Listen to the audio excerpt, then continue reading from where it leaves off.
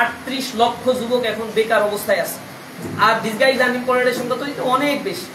এই বেকারত্বের সংকটটা দূর করতে হবে, যেটা ইউনূস সাহেবের থিম রয়েছে, জিরো আনএমপ্লয়েড, জিরো পলিউশন।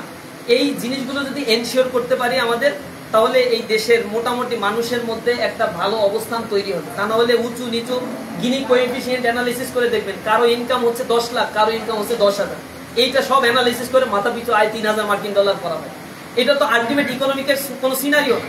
সুতরাং ইকোনমির মধ্যে ডিসেন্ট্রালাইজেশন থাকবে, জাকাত ভিত্তিক অর্থ ব্যবস্থা যদি এখানে এস্টাবলিশড হয়, বড় লোকরা তাদের সম্পদের ভাগ করে 2.5% সম্পদ দরিদ্রদের মধ্যে দান করে দিবে। দান মানে হচ্ছে সারি সুরি এগুলো দিয়ে ক্ষান্ত হবে না। কর্মসংস্থান সৃষ্টি হচ্ছে জাকাতের মূল লক্ষ্য। এই কর্মসংস্থানগুলো এনশিওর করতে হবে। সামগ্রিকভাবে আমরা মনে করি এই সমাজের অর্থনৈতিক কাঠামোকে যদি ঢেলে সাজানো যায়, তাহলে একটি নতুন ধারার একটি সমাজ ব্যবস্থা গড়ে তোলা সম্ভব। যখনই উঁচু নিচুর এই ভেদাভেদটা অনেক বেশি থাকবে, বেকারের সংখ্যা বেশি থাকবে, কর্মহীন মানুষের সংখ্যা বেশি থাকবে, তত বেশি চুরি, দুর্নীতি, স্বজনপ্রীতি, হত্যাযজ্ঞ, করাপশন এগুলো অনেক বেশি বেড়ে যায়। উন্নত দেশগুলোতে এগুলো নাই, কারণ তাদের জনশক্তি জন্ম গ্রহণ করার পরেই তারা তাদের সেক্টর আইডেন্টিফাই করে ফেলতে পারে। এই জিনিসগুলো এনশিওর করার জন্য আমাদের কাজ করতে হবে। আমরা চাই এভাবে একটা ইকোনমিক হাব আমাদের দেশেও গড়ে উঠুক, পৃথিবীর অন্যান্য দেশের মধ্যে। বাংলাদেশ জামাত ইসলামী পূর্বে জামাত ইসলামী ছিল, সেই জামাত ইসলামী ছাত্র সংগঠন ছিল ইসলামী ছাত্র সংঘ। পরবর্তীতে বাংলাদেশ স্বাধীন হওয়ার পর ছাত্র সংঘ নামে কার্যক্রম চালিয়েছে কিছুদিন। তারপরে হচ্ছে 77-এ গিয়ে আমরা একটা নতুন সংগঠন গড়ে তুললাম। এটা নিয়ে হচ্ছে পরিবর্তিত রূপ। তো আসলে এই নামটা পরিবর্তন করার পিছনে কারণ দেখেন, এটা কেন করতে হবে? আচ্ছা, স্বাধীনতার পরে 1972 সালে ছাত্র সংঘকে বাংলাদেশে ফরমালি ইসলামী সব সংগঠনগুলোকে নিষিদ্ধ করা হয়।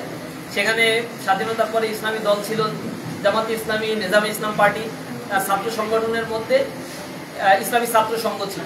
এদের কার্যক্রম 1972 সালে ব্যান করে দেওয়া হয়, শেষ করে দেওয়া হয়। এই কার্যক্রম স্থগিত করে দেওয়ার পরে জিয়াউর রহমান ক্ষমতায় আসলে বহুদলীয় গণতন্ত্র আবার তিনি চালু করেন। সেই প্রেক্ষাপটে ইসলামী রাজনীতি আবার রিভাইভ হয়। তো ছাত্র সংঘ ছিল জামাত ইসলামীর একটা ছাত্র সংগঠন। জামাত ইসলামী আর কোনো ছাত্র সংগঠন রাখার প্রয়োজনীয়তা ফিল করেনি, বা বাংলাদেশের আইনে কোনো রাজনৈতিক দলের ছাত্র সংগঠন থাকতে পারবে না এই বিধান রয়েছে, যদিও কোনো রাজনৈতিক দল এই বিধান মানে না। জামাত ইসলামী এই বিধানের প্রতি শ্রদ্ধাশীল হয়ে তাদের ছাত্র সংগঠন তারা রাখে নাই। ইসলামী ছাত্র শিবির 1977 সালে নতুনভাবে তাদের কার্যক্রম শুরু করেছে। এখন আপনি বলতে পারেন যে ইসলামী ছাত্র শিবিরের মধ্যে ছাত্র সংঘের 2-1 তো পাওয়া যায়, অবশ্যই পাওয়া যাবে।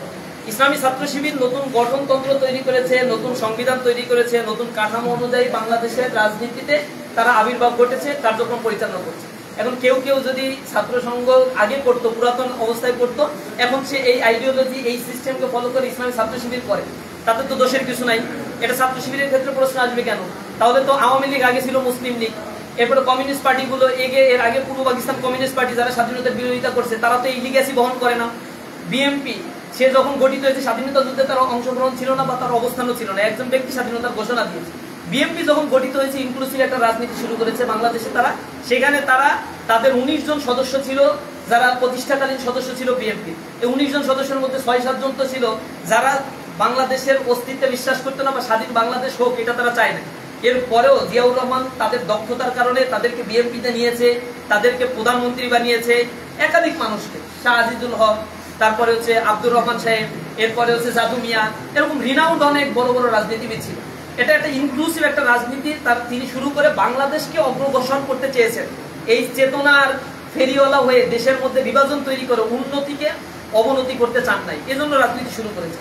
তো ওই যে বিরোধিতা যেহেতু বাংলাদেশের মুক্তিযুদ্ধের করেছিল, তাদের নিয়ে বিএনপি যে শুরু হয়েছে, বিএনপি কে ওটার লিগ্যাসি বহন করে কখনো? তা তো করে না। তাহলে সবসময় ছাত্র শিবিরের কাছে এটা কথাটা আসবে কেন? আমি যদি বলি এবি পার্টি যারা গঠন করছে এরা তো প্রাক্তন ছাত্র শিবির করতো, তো এখন ছাত্র শিবিরের সব লিগ্যাসি কি এবি পার্টি বহন করবে? কোনোদিনই করবে না। একই রকম ভাবে অন্য অন্য দলে বিএনপি করতো, এখন আওয়ামী লীগ করছে, সুতরাং বিএনপি সব লিগ্যাসি তো ওই ব্যক্তিটা আওয়ামী লীগে গিয়ে বহন করে না। কেউ কারোটা যখন বহন করে না, ছাত্র সংঘের ক্ষেত্রে ছাত্র শিবিরের এই নীতিমালা কেন আসে? ইন্টেনশনালি প্রশ্নগুলো করা হয়। ইসলামী ছাত্র শিবির বাংলাদেশে স্বাধীন ভূখণ্ডে তাদের কার্যক্রমের জন্য সংবিধান প্রণয়ন করেছে। ইসলামী ছাত্র শিবিরের প্রতিষ্ঠাকালীন সদস্য যারা ছিল তারা এর পূর্বে ছাত্র সংঘের সাথে জড়িত ছিল না। ইসলামী ছাত্র শিবিরের গঠনতন্ত্র নতুন, কর্মপদ্ধতি নতুন, বাংলাদেশের অস্তিত্ব এবং সার্বভৌমত্বের অত্যন্ত প্রহরী হিসেবে ইসলামী ছাত্র শিবির তার কার্যক্রম শুরু করেছে। সুতরাং পূর্ববর্তী কথাগুলো যখনই বলবেন তখন ওই সেই ফ্রাগমেন্টেশন, দেশের অগ্রগতির জায়গায় একটা বাধা, হিন্ড্রেন্স, প্রতিবন্ধকতা তৈরি করার জন্য এই ন্যারেটিভগুলোকে সামনে নিয়ে আসতে হয়। স্বাধীনতার পরে এই বাংলাদেশকে সবচেয়ে বেশি ভালোবাসছে কারা? 1977 সালের পর থেকে সাদাবাজি করছে কারা, টেন্ডারবাজি করছে কারা, ছিনতাই করছে কারা? আন্তঃকন্দলে তো এখন সেঞ্চুরি হওয়ার মতো অবস্থায় চলে গেছে। তাদের একজন কর্মী মারা গেছে বেসরকারি বিশ্ববিদ্যালয়ে। আমরা এই জন্য গভীর শ্রদ্ধার সাথে, মানে আমি শোকাহত বা আমি শ্রদ্ধা জ্ঞাপন করছি। এই হত্যাকাণ্ড কখনোই আমরা সাপোর্ট করি না এবং দ্রুত কার্যকর করতে হবে এই হত্যাকাণ্ডের সাথে যারা জড়িত তাদের বিচার, এটা আমরা স্টেটমেন্টে বলছি। এবং ওই কর্মীর ব্যাপারে তাদের যত মিছিল, মিটিং, মায়া, সভা সমাবেশ, তাদের আন্তঃকন্দলে যে প্রায় শখানিকের কাছাকাছি মানুষ মারা যাওয়া ঘটনা ঘটেছে, তাদের জন্য তারা মিছিল মিটিং করতেছে না কেন? ওগুলো তাদের কর্মী না? ওগুলোকে স্বীকার করছে না কেন? নিজেরা মূলত আন্তঃকন্দল করে মারামারি